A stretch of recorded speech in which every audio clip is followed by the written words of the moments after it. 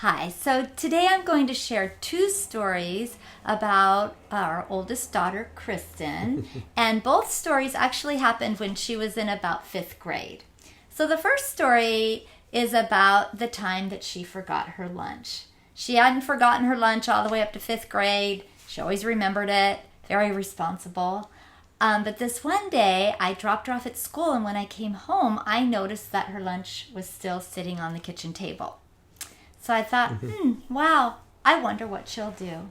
So I didn't bring it down to her. I didn't rescue her. I just let it sit there.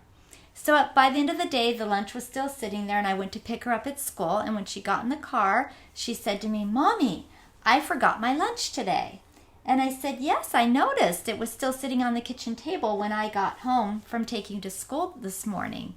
And so she said, "Well, what I did was I borrowed some money from my girlfriend and I bought an ice cream bar. And now I'm starving." So when she got home, guess what she did? She had lunch. She made herself a really, really big lunch. And I never said a word about anything. And she was really great at solving her own problem. A second time that same year, we went camping as a family down in San Diego. And of course, before we left, each girl made a list of what they needed to bring, and they each knew that they needed to bring a jacket. So we got down to San Diego, and it was around 4 or 5 o'clock, and we decided to play volleyball. And so the girls were all looking for their jackets, and we're standing at the volleyball net, and Kristen came up to me and said, "Oh no, Mommy, I forgot my jacket." And I said, "Oh no, I wonder what you'll do." And of course, I had a jacket, but I wanted to keep it because I get cold easily, and I wasn't going to share it because I wanted her to see if she could solve her own problem again. So a few minutes later, she came running over before we were starting to play volleyball, and she had this little tiny sweatshirt. It looked like it would fit maybe a 5-year-old. And she said to me that she had seen it hanging on a branch on a tree. And she had looked around and asked around a little bit if it belonged to anybody, and nobody knew who it belonged to. So she thought she would just borrow it, and it fit her. So she put it on. We played volleyball.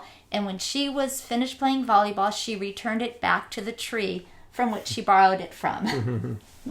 Yes, she did. Great problem solver. So that leads us to universal truth number 7, which is all children need opportunities to solve their own problems. So children learn how to solve their own problems by solving their own problems instead of having parents solve it for them. So it becomes actually a learning thing, because if we were rescuing our child, she would think, Mom, I have this. Mom, I don't have a jacket. Mom, I need my lunch. In our elementary school that we go to, parents were running lunches down all the time. It was a routine thing.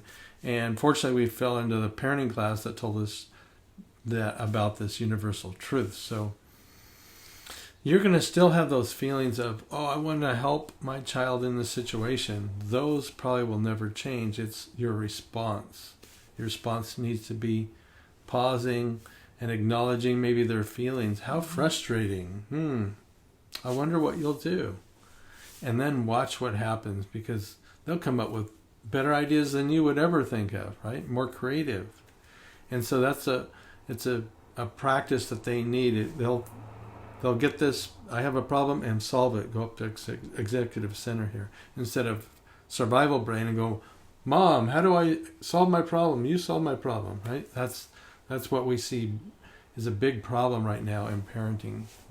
Way too many parents doing way too much and solving too many problems. Or rescuing their children.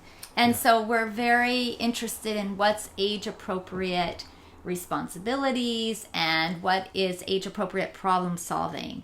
And so if you go to our website, parentingfromtheheart.com, and you get our book Parent Shift, we actually have a section in the index of the book on what are age-appropriate responsibilities. What is age-appropriate for a child when it comes to solving their own problems? Yes. And so we send you off on your parenting journey with love, and we do so from the bottom of our hearts. See you next time. Bye.